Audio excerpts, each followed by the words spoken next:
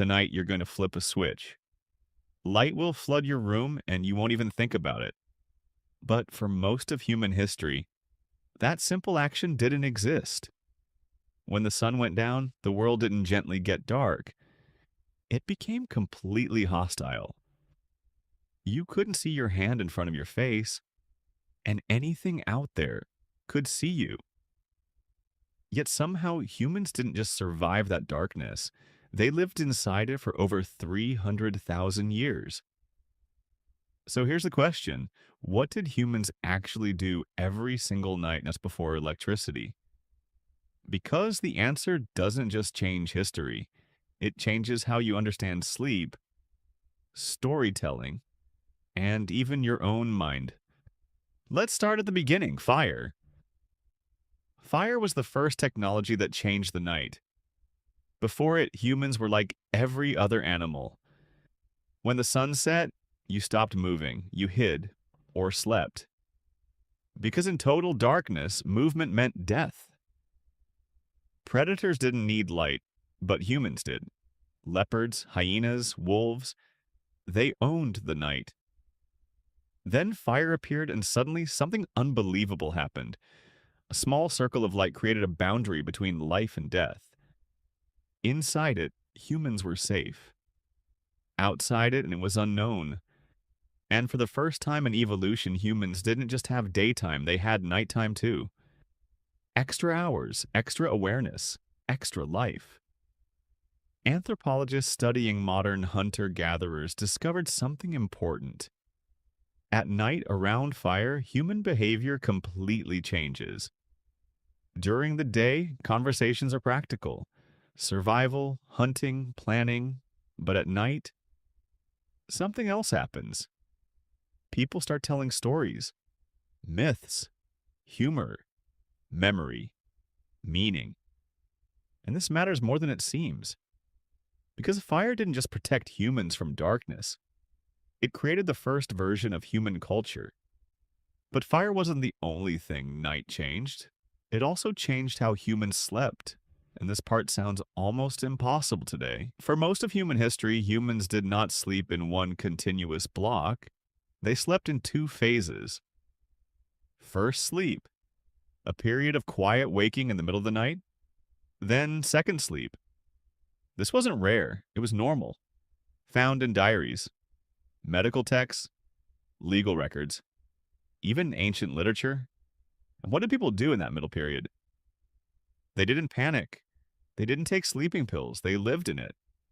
Some prayed. Some visited neighbors. Some reflected on dreams. Some simply lay in silence and thought. Doctors even recommended this time for reflection and intimacy because the mind was calm and unburdened. So what changed? Historians discovered something surprising. It wasn't biology. It was light. When cities introduced street lamps, night slowly stopped being dangerous. First Paris, then London, then the world. Candles became cheaper, gaslighting spread, and finally, electricity arrived. Thomas Edison didn't just invent a light bulb. He extended the day, and in doing so, he erased the natural rhythm humans had lived with for hundreds of thousands of years. Before this, night was sacred in a strange way. In fact, the word curfew comes from French, couvre-feu, meaning cover the fire. Because when night came, fires had to be extinguished. Night was not for activity, it was for rest. For thousands of years, being awake outside at night was unnatural, even suspicious. But once light became constant, everything changed. Modern science began to test something fascinating. What happens if humans are removed from artificial light completely? In controlled studies, people were placed in long nights. No screens, no bulbs, no distractions. And something surprising happened. Their sleep returned to two phases. First sleep, a quiet waking period, then second sleep, just like historical records described. Even more interesting, during that middle waking period, brain chemistry shifted. People reported feeling calm, reflective, almost meditative, not awake in a stressful way, but in a peaceful one. And then there's another discovery.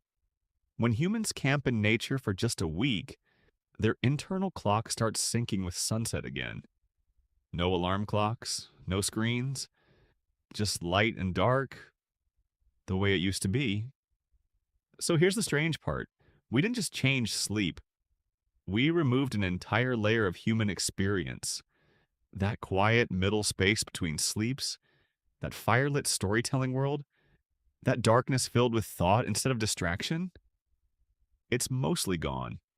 And what replaced it looks familiar. Insomnia, screens at 2 a.m., a mind that never fully shuts off. But maybe the question isn't, why can't I sleep? Maybe it's, what kind of night did humans lose when we turned darkness into light? For 300,000 years, humans lived with the night. They talked in firelight. They dreamed in two sleeps. They thought in darkness. And then, in less than a century, we changed everything. If this made you see sleep differently, subscribe. Because this channel is about uncovering the parts of human life we forgot. And if you enjoyed it, leave a like. It helps more than you think.